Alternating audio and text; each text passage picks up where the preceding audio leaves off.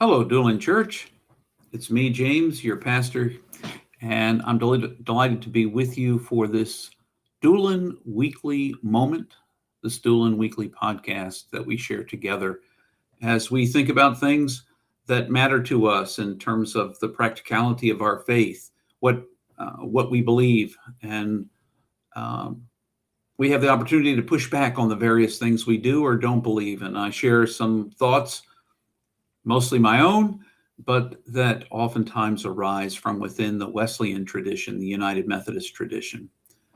We are approaching the fifth Sunday in this season of Lent. If this is your first broadcast, the first listening, and you don't know what Lent is, just a brief overview. Lent is a season of preparation, 40 days, that leads up to the Easter season, which is 50 days. And it is an opportunity. It's mirrored after Jesus' 40 days in the wilderness, a long time. It's a time to realign, to figure out what's going on, to bring ourselves back to perhaps who we most think God wants us to be, who God most wants us to be, desires for us to be. As we're closing in on the end of Lent, getting closer to Easter, you might be with the practices you've either taken up or maybe the things that you've given up that you are in the process of fasting from, that you are feeling kind of empty or numb.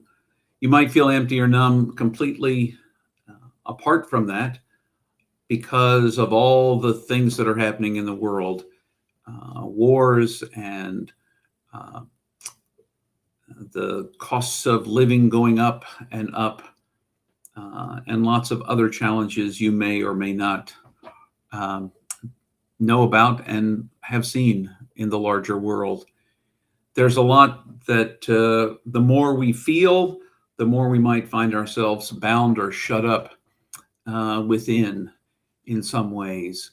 That kind of feeling that fits right in with the fifth Sunday in Lent as we're coming up on the story of Lazarus. Lazarus is a good friend of Jesus who is very sick. Jesus gets the word, and in the interim, Lazarus dies, which leaves his two sisters grieving, Jesus grieving, and by the time Jesus gets there, Lazarus has been in the tomb. I don't want to preview it too much because that's Sunday's sermon, but sometimes we feel bound up in this season.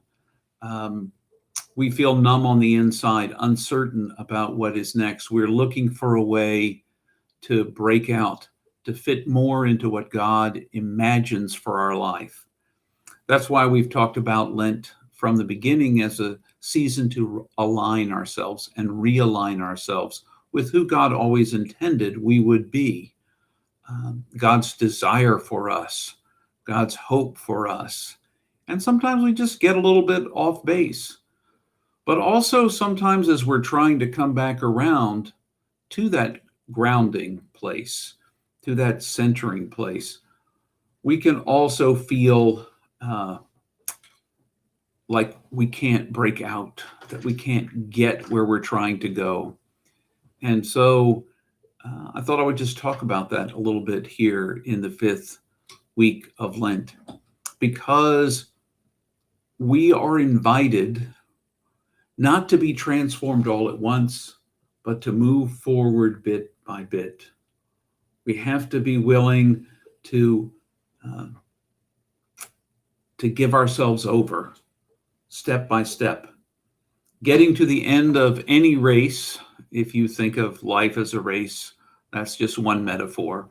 But if you think getting to the end, we have to, step out one step in front of the other. Deciding we have faith is just perhaps the starting line. Deciding we don't have faith is just the starting line. And then the hard work of it all is putting one foot in front of another until we as we grow, as we learn, as we ripen, as we struggle, as we try to figure out how best to be the people God wants us to be. That's the Lenten season and what it's all about. It's about asking us to step back from some things, that's the fasting piece, or take up some things, that's the practice piece. And as we take them up, as we practice them, we might discover more and more who we are, and on the other side, who we're not, who God is really desiring for us to be. So the question for you is, who is God desiring you to be? And can you give an affirmative to what God wants for you? Can you put that next foot in front of the other? Despite all the daunting challenges of what's going on in the world around us, and all of the overwhelm that may cause within us, or the fact that it leads us to a place where we sort of shut down, can't find a way forward. In the midst of that, can we perhaps say the little yeses that are necessary for us to move forward? Those are the kinds of things where we are trying to listen for God, who is calling our name. God's always calling our name, but the Lenten season invites us to recognize that calling and how it fits with who we are meant to be.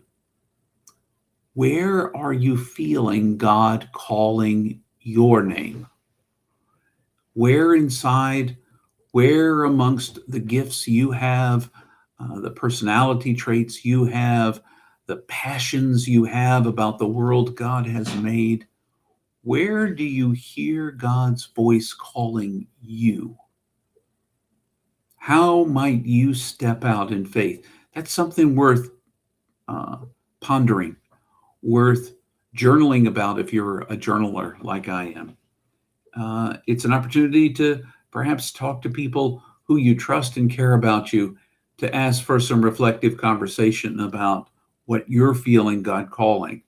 Certainly enough to slow down in this realignment process, enough to listen for that still small voice, that gentle blowing of the wind, that spiritual movement that is often so subtle we miss it. Well, Lent invites us to slow down enough so perhaps we don't miss it. We catch it as it's coming by. So, where's God calling you? What might God be inviting you to in life? Where might you step into a breach where you see a hole? Where might you stand up for someone who needs someone to stand up for them? Where might you give more of yourself? Where might you guard yourself and set up better boundaries so you are protected from making decisions that leave you overwhelmed and overtaken? God is calling your name. God is calling you out. God is calling you from the things that bind you, wants to bring healing and hope and wholeness into your life so that you might live more fully in the way God is calling you to. Those are my thoughts for this week. My fellow Doolin Church listeners and others, I hope that it might be helpful, these thoughts I shared. I look forward to sharing some deeper thoughts about Lazarus this coming Sunday. Thanks for joining me. As always, if you have thoughts you'd like to share, if you'd like to ask questions or share your perspective that may be different from mine, please email me at pastor@doolinchurch.org. I always welcome those kinds of conversations and invite you to do it. You are precious, you are a gift, and it's a gift that you've been here. If this podcast has been meaningful, if this moment has been meaningful, I encourage you to share it with others. Until the next time I see you,